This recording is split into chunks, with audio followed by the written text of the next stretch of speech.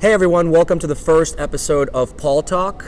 My name is Paul Merskoff. I founded HireKeep about a year and a half ago, and we took it to a $1 million business in roughly 13 months.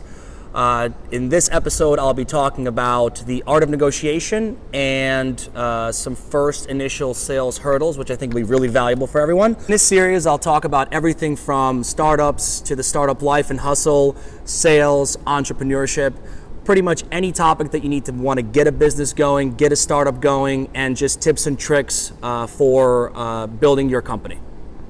So a lot of people ask me about the first hurdle in how do you get to that first sale, and how do you overcome that first sale, and then how do you get your first dollar?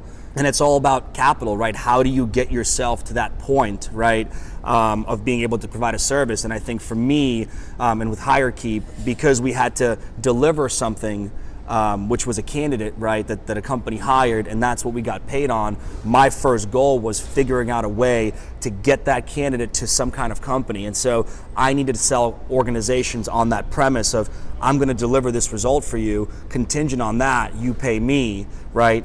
And I think that with any company, when you get to that point where you're talking to companies and you're trying to figure out whether they're interested or not, whether they're interested in buying something from you or not, you're going to run into that situation where they're not going to want to pay you maybe for an unfinished product, or they're not going to want to pay you up front or whatever it is. But the way I see it is take it. Take the opportunity to sell something, because that gives you some kind of traction. And a lot of companies a lot of startups that I work with, through my mentorship, they ask a lot of specific questions about their startup. They're trying to figure out what they want to sell, how they want to sell it. And a lot of times what I've noticed is that there's so many things going on within the company. They're just trying to do so many things at once that by the time they get to figuring that out, it'll probably be too late, because they won't have a specific product that they can sell, bottom line.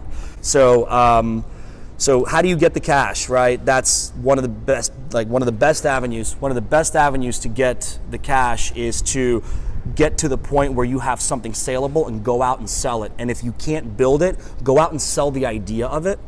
Go out and sell the concept of it and see who bites.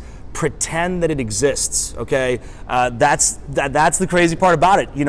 If you can imagine it in your head and you pitch it as a product and somebody goes, holy crap, I want to buy this thing, then you're onto something. You're onto a lot more than if you build this fancy schmancy platform and then you go out and then nobody wants it, either because there's certain barriers to getting it integrated and stuff like that. And so that's kind of how I've envisioned building my business, and that's how we built our company to a $1 million business in a year, completely bootstrapped from the revenue that we've generated, and we're profitable. And that's simply because we're evolving and we're selling a service because we're identifying needs in a marketplace, but it wasn't always so. We're figuring it out as we're selling it, and so that makes us even more strong in the marketplace, because we've already figured out what not to do, right?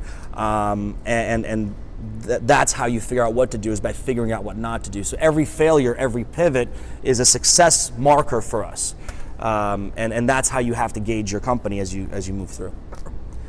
I think negotiation can definitely be taught, because the art of negotiation is really about thinking outside the box and looking at what's being offered to you in a very unique way. And really, it's the process of identifying what you need from what's being offered and trying to pull that out so that you can either reduce the price or figure out different terms. And then this way, you don't have to pay all that up front. And as a startup founder, software is really expensive, and you got to figure out ways to reduce that cost at least up front. So some of the things that I've done in the past is asked for different terms. So we just signed some software, and that piece of software we got a net 60 term on, and we split up the payment. So things like that aren't boiled into any kind of contract. They're not on any kind of website. And so you want to walk into things expecting for them to pay you to use their service. Like, that's my goal. So if I can get close to that, which Hasn't happened yet, but kind of has, because we've closed deals with clients that were initially pitching me their service, but ended up buying my service instead, which is the thing I'll talk about in another episode. And it's called flipping the deal, because whenever somebody reaches out to you, you can always try to sell your services to them. It's kind of like a tit for tat. But that negotiation tactic kind of led me down a path where now, no matter who I get on the phone with or wherever I go, whether it's Verizon for business phones, or it's a piece of software, as I mentioned, or anything, if there's a human element to that purchase, right?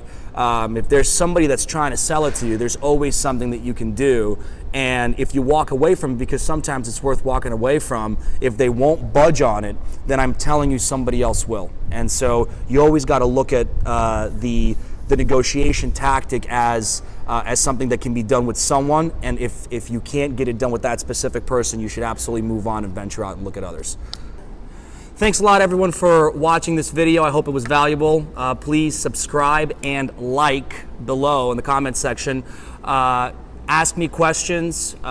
Tell me things that you want to hear about. Definitely tweet at me if you have questions on Twitter, #PaulTalk. We'll have episodes every Friday like clockwork, but sometimes I'll even throw in an extra episode here and there if there's a compelling question that I feel like I should address for all you guys and gals.